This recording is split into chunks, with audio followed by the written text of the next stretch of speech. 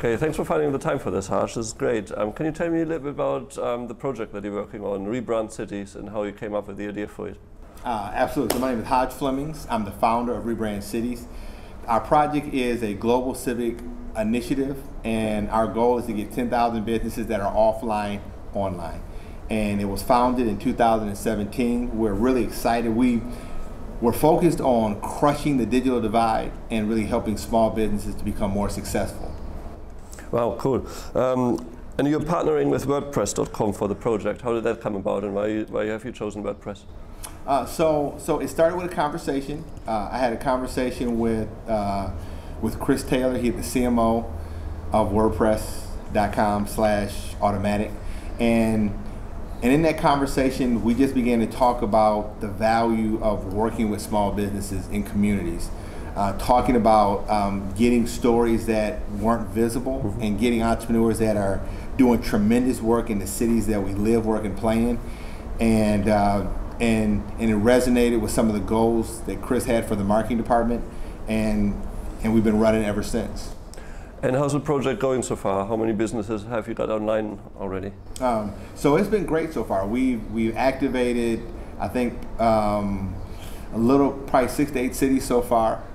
We are now starting to do some international work. Where that's concerned, we have a ton of channel partners, a lot of businesses that we're working with, and it's really been really interesting, the quality of stories, and even the diversity in terms of race, in terms of ethnic background, business vertical, age. So it's been really interesting just in terms of the businesses that we've had a chance to work with, and it's been just incredible stories. Like, I can look at Mia X or Margie Johnson, who's a spoken word artist in Newark, New Jersey. Ledger, who runs a business called Illumify, and he has street lights that can activate a Wi-Fi signal in communities where there's not a dense enough Wi-Fi signal. So just tremendous story, and I could run through scores of these stories of just really interesting people doing tremendous work in their communities. What's the biggest kind of challenges that you had to overcome for this project? So some of the biggest challenges, we're working with entrepreneurs that are working 10 to 12-hour days. We're working with entrepreneurs who are heads down and they're focused on keeping the doors open. And so with those business owners, like marketing and website development is not at the top of their list. And so helping them to overcome that pain point becomes important. But what comes with that is that we have to help them to be able to tell their story. So getting good content from the business owners has been somewhat of a challenge. So we're working on ways to be able to make that easier, or making it an easier lift for them to be able to get us information. And how does the project work in practice? I mean, how do you choose the cities, and how do you choose the businesses to work with? So what we've done is that we've had a chance to be able to start out with cities where we have channel partners or relationships that already exist. So when we went to Newark, we were working with the Newark Economic Development Corporation. We were working with Rutgers University, and I know Dr. Jeffrey Robinson there. When we went to Miami, working with Venture Cafe. So now we're working in the city of Los Angeles. So we've had a chance to meet some incredible people. Vikram, who works inside the Office of Finance. And so we've been able to identify great partners and people who believe in what we're doing, and there's a mutual benefit to, and that's really how we started to grow it. What we're starting to see now is that now we're starting to gain some momentum. The word is getting out, and it's creating opportunities for us to be able to go into cities that we only dreamed of going into. So, what kind of tools and kind of training do you provide for the businesses? So the web platform is WordPress.com. Some of the tools in terms of content I got the content development. So in terms of helping them to create better content, we do some brand training. So I host our brand builders workshop in there, and so we kind of go through the process of thinking about how you frame and position your business. We want them to do it authentically, but we kind of work through those details.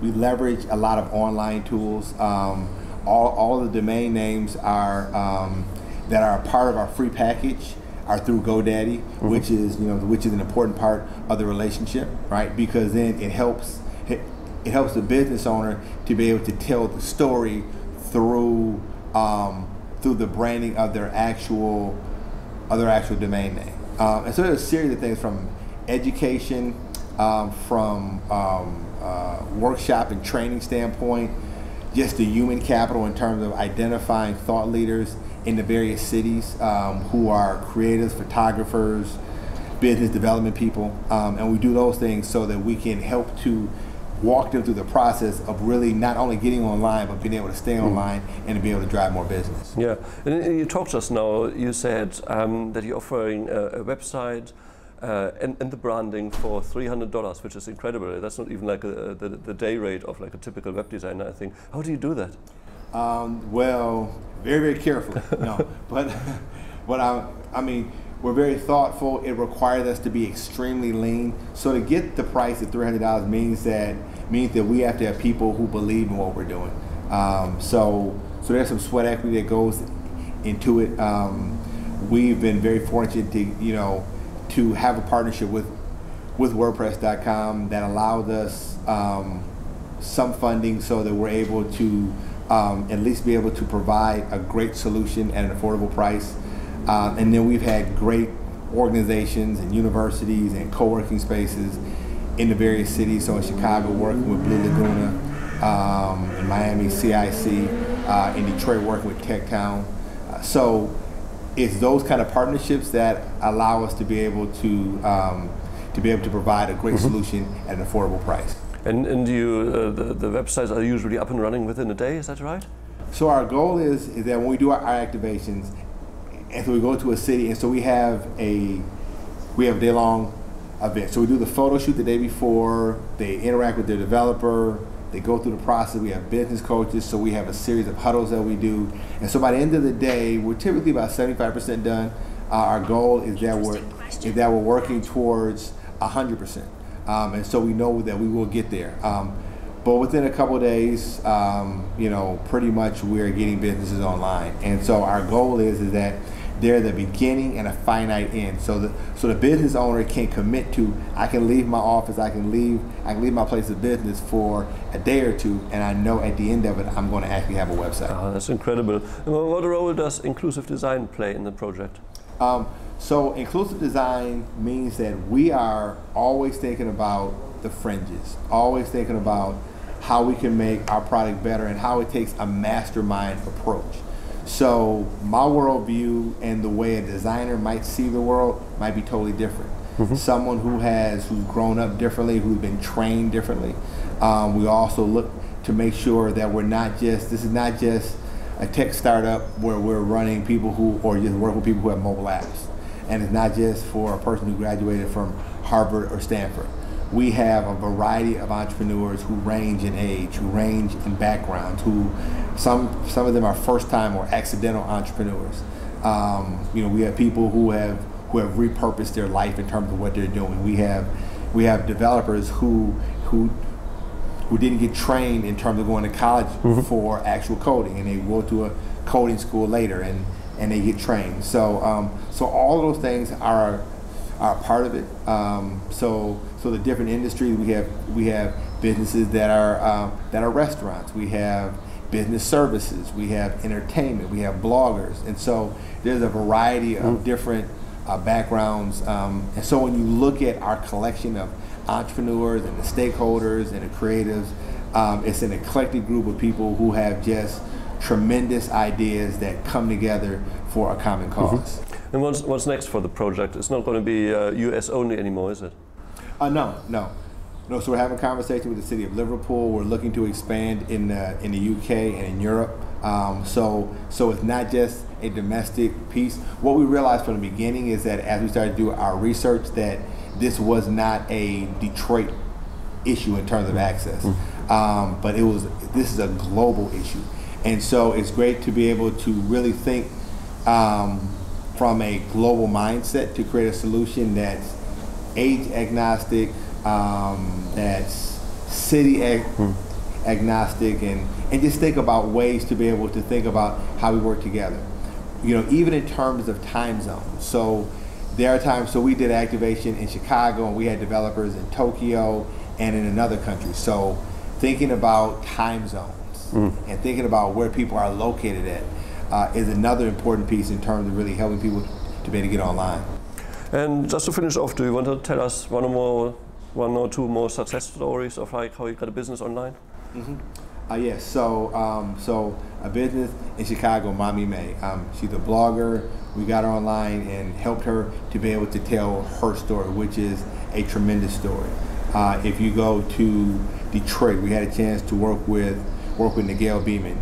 He runs Blue Boutique, and so it's a men's boutique in Detroit, and so he had the e-commerce component to his site, and so now he's generating revenue, selling products, not only physically coming into the store, but selling products online. Alma Kitchen, again, all the Detroit businesses that we found or we've been working with through TechTown. So they have a great restaurant/catering business on the east side of Detroit, and so being able to elevate their story. So I could run through scores of stories, and each one of those stories, there's something interesting about what they do, and it's helping to keep the money that they generate in that neighborhood. What we realize is that if you run a small business and it's a local-based business, 70% of that money stays in the neighborhood. When it's a national chain, only 10%. Wow, it's a fantastic project. Thank you very much for your time. Thank you. Thank you. And so if people need to find out more about our project, they can go to rebrand.city. Also we can be found on social at Rebrand Cities in Twitter, Instagram, and Facebook. And you're looking for WordPress developers, designers, user experience designers? We're looking for UI, UX. We're looking for developers, creatives in cities where they could actually help us to be able to expand the project. Excellent. Thank you very much. Right, thank Cheers. you.